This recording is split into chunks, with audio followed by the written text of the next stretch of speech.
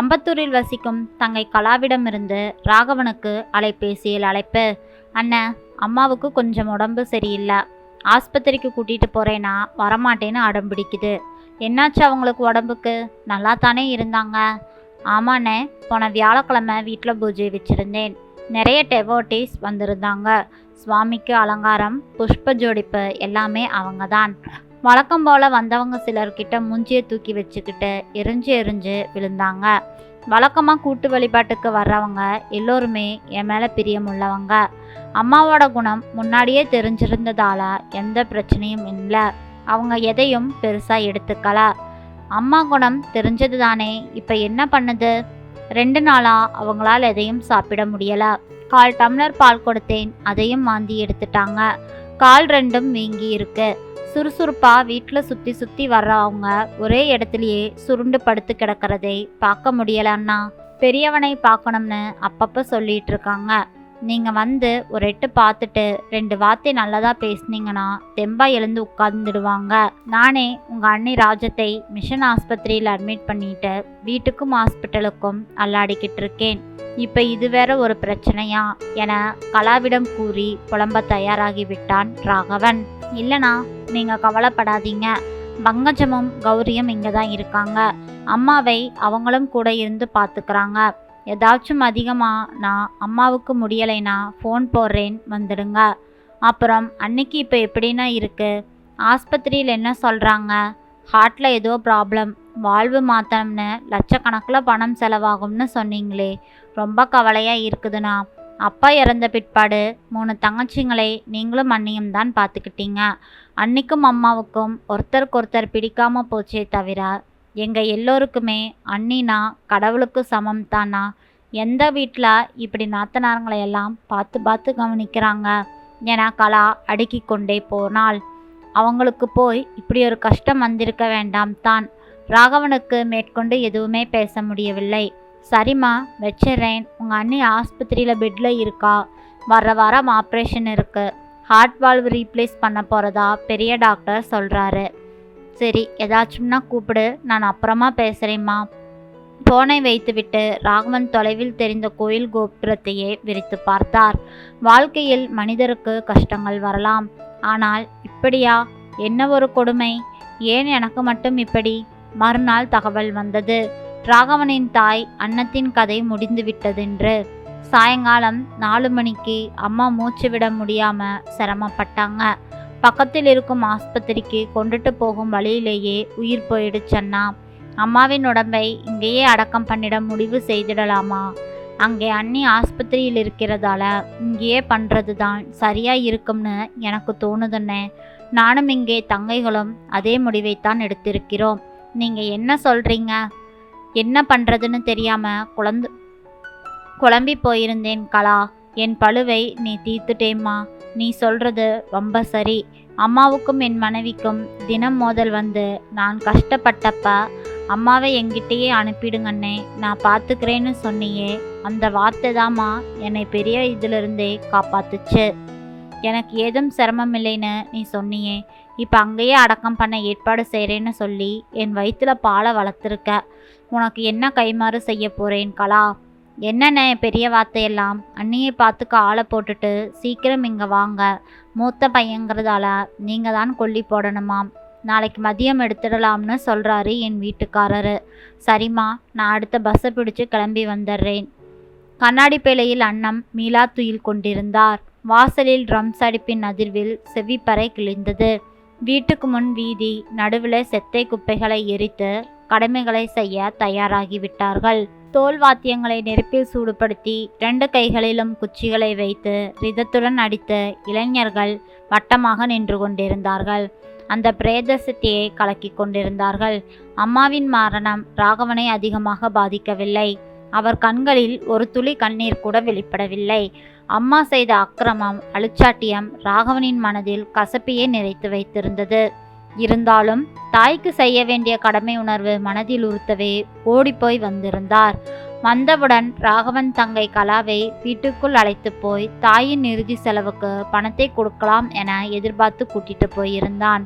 அவள் பணத்தை வாங்க மறுத்தாள். அண்ணே, மாதம் நீங்கள் தவறாமல் அம்மாவுக்கு மணி ஆர்டரில் அனுப்பின பணத்தை அம்மா செலவே பண்ணாமல் சேர்த்து வச்சுருந்தாங்க. போன மாதம் அம்மா என்னை நகைக்கடைக்கு கூட்டிகிட்டு போயிருந்தாங்க. தன் தோடு, மூக்குத்தி, கழுத்து செயின்கள், வளையல்கள் என எல்லாத்தையும் விற்று பணமாக்கிட்டாங்க. அந்த பணத்தில் இருந்து தான் தன் ஈமசலங்கு செலவை செய்யணும்னு சொல்லி அதையும் கொடுத்துருக்காங்க.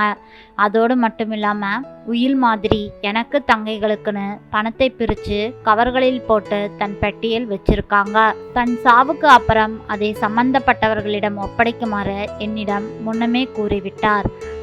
அந்தையிலிருந்து தான் பணத்தை எடுத்து இப்பொழுது கொடுக்கிற காசுக்கெல்லாம் கணக்கு போட்டு வச்சிருக்கேன். ராகவன் வியப்பின் எல்லைக்கு போய்விட்டார். வட்டிக்கு ரூபாய் வாங்கி தன் தாயின் இறுதி செலவுக்கு பணம் கொண்டு வந்திருந்தார் அவர். அம்மாவா இப்படி முடிவு செய்து பணமும் கொடுத்து வைத்திருக்கிறாள். தங்கை கலா அம்பத்தூரில் நிறைய பேருக்கு தெரிந்தவளாக இருந்தாள். காரணம், வீட்டில் வாரம் தவறாமல் அவள் நடத்தும் பூஜை, பஜன், கூட்டு வழிபாடு என நிறைய பேர் வந்திருந்தார்கள். மாலை போட்டு அஞ்சலி செலுத்தி போனார்கள். உறவினர்கள் வந்து கூடினார்கள். கண்ணாடி பேழைக்கு அருகில் பிளாஸ்டிக் சேரில் உட்கார்ந்திருந்தார் ராகவன். தனியார் கம்பெனியில் தலைமை குமாஸ்தா வேலை. அதே கம்பெனியில் வேலை பார்ப்பவள் தான் ராஜம். அங்கே ஸ்டெனோவாக இருந்தாள். அவளுடைய அழகு, குணம் ராகவனை வசீகரித்தது. இருவரும் காதலித்தார்கள். வேறு வேறு ஜாதியானாலும் ராகவனின் பெற்றோர் பச்சை கொடி காட்டினார்கள். ராஜத்தின் வீட்டில் சம்மதமில்லை. நண்பர்கள் முன்னிலையில் ஒரு கோவிலில் எளிமையாக திருமணம் நடந்தது. சில மாதங்களில் கார் விபத்தொன்றில் ராகவனின் தந்தை மரணமுற்றார்.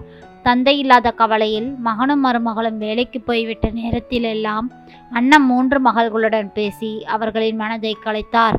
மகள்கள் நல்ல உடை, நாகரிக அணிகலன்கள் இல்லாத நிலையில் தனக்கு வந்த மருமகள் மட்டும் நாகரிக உடை, நகைகளை எல்லாம் அணிந்து பளிச்சென மின்னுவது அன்னத்துக்கு பிடிக்கவில்லை. பணவசதியுடன் இருப்பதால் அவர்களை எல்லாம் உறுத்தியது. தினமும் ஏதேனும் ஒரு சண்டை, சச்சரவு. மருமகள் வெளியில் வேலைக்கு போகிறவள் அப்படித்தான் இருக்க வேண்டும் என்பது ராகவனின் தாய்க்கு புரியவில்லை.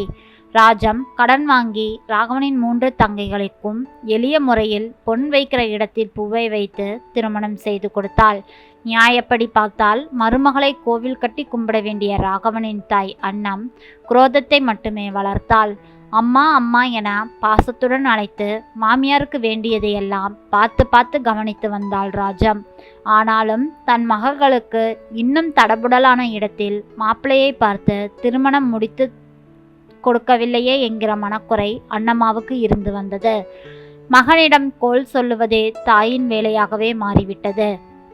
நான் தெருவில் தான் போய் படுத்துக்க போறேன், என்னை ஃபேன் போட்டுக்க கூடாதுங்கிறாடா உன்னோட பொண்டாட்டி. ஆனால் அவங்க ஒவ்வொரு ரூமிலும் ஃபேனை போட்டுவிட்டு ஆஃப் பண்ணாமல் வேற இடத்துக்கு போயிடுறாங்க. கரண்ட் பில் அநியாயத்துக்கு பில் எகுறுதுங்க. இது மனைவியின் விளக்கம். எனக்கு தண்ணியாக காப்பி போட்டு தராடா உன் அருமை பொண்டாட்டி. ஏமா, உனக்கு நீயே பிடிச்ச மாதிரி காஃபியை போட்டுக்க வேண்டியது தானே. நான் கேஸ் அடுப்புக்கிட்டேயே போகக்கூடாதுன்னு சொல்கிறாளே, பின்ன எப்படி காஃபியை போடுவது? ஆனால் அண்ணம்மாள் செய்வது, நடத்தியது எல்லாமே வேறு. உங்கள் அம்மா கேஸ் அடுப்பை ஆன் பண்ணி விட்டுட்டு காஃபியை போட்டுவிட்டு மறதியாய் வாழ்வே மூடாமல் போயிடுறாங்க. அதனால தாங்க அவங்கள கேஸ் அடுப்புக்கிட்டே போகக்கூடாதுன்னு சொன்னேன். வீட்டில் ஏதாவது நடக்கக்கூடாதது நடந்து விட்டால் என்ன செய்வது? வீட்டு வாசலில் உட்கார்ந்து கொண்டு தெருவில் போவோர் வருவோரிடமெல்லாம் என் புள்ள கொண்டாந்திருக்கானே ஒரு அருமை பொண்டாட்டி, அவ பண்ற கொடுமை தாங்களடி. அம்மா தெரு நாய்க்கு சோறு போடுறாப்புல தண்டத்துக்கு சோறு போடுறா. காப்பி பழிநீர் தண்ணி மாதிரி இருக்கு, நாய் கூட அதை குடிக்காது என பேசுவது அண்ணம்மாவின் வழக்கம். இதை ஒரு நாள் அறைக்குள் படுத்திருந்த ராகவன் தன் காதாரவே கேட்டு கொதித்து போய் எழுந்து விட்டான். ஆமாடா, நீ கூட்டிட்டு வந்த உன் பொண்டாட்டிக்குத்தானே சப்போர்ட் பண்ணுவாய், என்னை திட்டத்தானே செய்வாய் என கூசாமல் ராகவனை வசைபாடினாள் அண்ணம். காதலித்து கை பிடித்தவனுக்கு தன் குடும்பத்தை உதறிவிட்டு வந்த மனைவி கவலையில் புழுங்க, எனக்கு யாருமே இல்லைங்க, நான் அனாதை மாதிரி கிடக்கிறேன் என ராகவன் முன்னே புலம்புவது அன்னத்தின் வழக்கம். மனைவி தாய் இருவரையும் பிரித்தே ஆக வேண்டும் என முடிவு செய்தார் ராகவன். ஒவ்வொரு தங்கையாக கேட்டார். அம்மாவை என் வீட்டில் வச்சுக்கிறது ரொம்ப கஷ்டம் அண்ணா.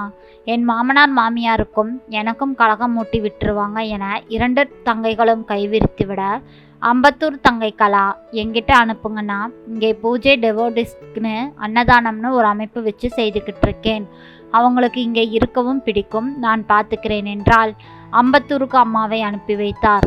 கூடவே மாதம் தாயாருக்கும் தங்கைக்கும் பணத்தை அனுப்ப ஆரம்பித்தார். தங்கை கலா, அண்ணே அவங்க எனக்கும் அம்மா தான், எனக்கு பணம் எதுவும் அனுப்ப வேண்டாம். அம்மா மனசு திருப்திக்கு ஏதாவது, அதுவும் அவங்க பேருக்கே மணி ஆர்டர் அனுப்பி வைங்க. என் பையன் மணி ஆர்டர் அனுப்பியிருக்கான்னு மணி ஆர்டர் ரசீதை பிரித்து பார்த்து தடவி கொடுத்து சந்தோஷப்பட்டுக்குவாங்க என்றால் வீட்டில் பின்னர் நிம்மதி திரும்பியது. ஆனால் மனைவி ராஜத்துக்கு நடந்தால் மூச்சிறைப்பு, இருதயம் வலி என மருத்துவமனைக்கு அலைய ஆரம்பித்தாகிவிட்டது. மிஷன் ஆஸ்பத்திரியில் பரிசோதித்துவிட்டு இருதயத்தில் மெட்ரல் வால்வு பழுது, வால்வ் ரீப்ளேஸ் செய்யணும், 2.5 லட்சம் ரூபாய் தயார் பண்ணுங்க, சீக்கிரம் ஆப்ரேஷன் செஞ்சாக வேண்டும் என மருத்துவமனை கார்டியாலஜி சீஃப் டாக்டர் சொன்னார். சில நண்பர்களிடமும் ஆபீஸிலும் கடன் கேட்டிருந்தான் ராகவன். தருவதாகவே சொல்லியிருந்தார்கள். அதற்குள் அம்மாவின் மரணம். நேரம் போய்கொண்டிருந்தது. ராகவனின் மீசை தாடி வலிக்கப்பட்டது. கோடி வேட்டி துண்டு உடுக்க கொடுத்தார்கள். அம்மாவை சுற்றி பெண்கள் சூழ்ந்து கொண்டு சந்தனம், வாசனை பொடி, வாசனை திரவியங்கள் என எல்லாத்தையும் சேர்த்து அம்மாவை வாசனைப்படுத்தி விட்டார்கள். கலா அம்மாவின் தலையை மடியில் சுமக்க குடம் குடமாக நீர் விட்டு குளிப்பாட்டினார்கள். ராகவன் தாய்க்கு செய்ய வேண்டிய சடங்குகளை அங்குள்ளவர்கள் சொன்னபடி செய்தார்.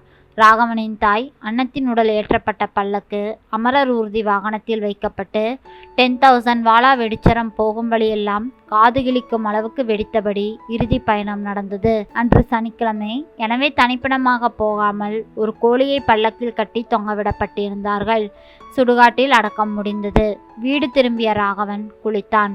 தலைமகன் ஈம சடங்குக்கு கொல்லி போட்டவன் என்பதால் 16ஆம் நாள் காரியம் ராமேஸ்வரத்தில் செய்யலாம் என முடிவெடுக்கப்பட்டு விட்டது. தங்கை கலா மற்ற தங்கைகளையும் ராகவனையும் ஒரு அறைக்குள் அழைத்து பீரோவுக்கு மேலிருந்த அம்மாவின் பெட்டியை இறக்கினாள். நான் காரியம் முடிஞ்ச பிறகு இந்த பொட்டியை திறந்து கவர்களை பங்கீடு செய்யணும்னு அம்மா என்கிட்டயே சத்தியம் வாங்கிட்டாங்கன்னு என குரல் கம்மியபடி சொன்னாள் கலா. அந்த இரும்பு பெட்டியில் புடவைகளுக்கு அடியில் 5 கவர்கள் இருந்தன. ஒவ்வொன்றின் மீதும் பெயர் எழுதப்பட்டிருந்தது. அதில் ஒரு குறிப்பிட்ட தொகையும் குறிப்பிடப்பட்டு அதனுள் இருந்தது. ஈம செலவு என்று எழுதப்பட்ட கவர் காலியாக இருந்தது. கலா சொன்னால், இதிலுள்ள பணத்தை எடுத்துதான் இன்று காரியத்துக்கு நான் செலவு செய்தேன் என மற்ற கவர்கள் எடுக்கப்பட்டன. ரூபாய் 20,000 அதில் இருந்தது. மீதி கொஞ்சம் கையில் இருக்கு என பதில் சொல்லி கொண்ட கலா தங்கைகள் பெயர் போட்டிருந்த கவர்களை எல்லாம் அவரவரிடம் கொடுத்தாள். தன் பெயர் எழுதப்பட்ட கவரையும் எடுத்துக்கொண்டாள். தலா 20,000 ரூபாய் ஒவ்வொரு கவரிலும் காணப்பட்டது. கடைசியாக இருந்த கவர் பெரிதாக கனமாக இருந்தது. இந்தாங்கண்ணே என்று அதை ராகவனிடம் நீட்டினாள். கவரில் இருந்த பெயரை பார்த்து திடுக்கிட்டார் ராகவன். எழுதப்பட்டிருந்த தொகையும் அவரை அதிர வைத்தது. கவருக்குள் கையை விட்டு அதிலிருந்த ஒரு காகிதத்தை எடுத்து பிரித்தார். பென்சில் ஒன்றால் தாளில் கடிதம் போல எழுதியிருந்தது. அதில் எழுதியவற்றை வசனங்கள் பின்வருமாறு: நாங்கள் அடிக்கடி சண்டை போட்டுக்கிட்டாலும் எதிரும் புதிருமாக இருந்தாலும் என் பையனை காதலிச்சு தன் வீட்டாரை உதறிவிட்டு வந்த ராஜம் என்னை அம்மானு தான் கூப்பிடுவா. ஆக அவளும் எனக்கு ஒரு மகள்தான். அவளோட இருதய ஆப்ரேஷன் செலவுக்காக இந்த 3 லட்சம் ரூபாயை என் மகன் வச்சுக்கணும். என் மகனுக்கு நான் பணம் எதுவும் வைக்கலை. அவன்தான் காலம்பூராவும் கடமை தவறாம எனக்கு பணம் அனுப்பிக்கிட்டு இருந்தான். அவனுக்கு நான் பணம் கொடுக்கறதும் பிடிக்காது. ஏனோ என் புருஷன் போனதுக்கப்புறம் எனக்கு இனிமே யார் இருக்கா என்கிற கவலையில் எனக்கு கொஞ்சம் புத்தி கெட்டு போச்சு. அதனால் தான் மருமகளிடம் இப்படி நடந்துக்கிட்டேன். அவளிடம் நடந்துக்கிட்டதுக்குத்தான் கடவுள் என்னை நன்றாக பழிச்சு விட்டார். என்னை எல்லோருமே நல்லா தான் பார்த்துக்கிட்டீங்க. எல்லாமே நல்லா தான் செஞ்சு வச்சுருந்தீங்க. நீங்கள் எல்லாருமே நல்லா இருக்கணும், நல்லாவும் இருப்பீங்க. இப்படிக்கு அன்னம்.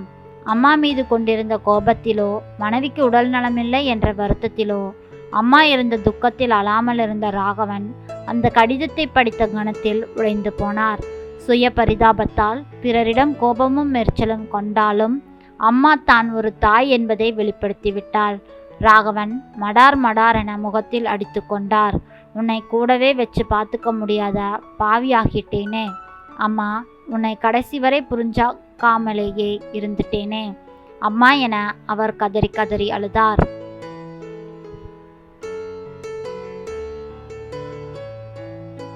மக்களே, குடும்பத்தில் சண்டை சச்சரவுகள் வரத்தான் செய்யும். அதற்காக யாரேனும் ஒருவர் விட்டு கொடுத்து போயிருந்தால் இன்று அவர் கதறி அழுதிருக்கவே மாட்டார்.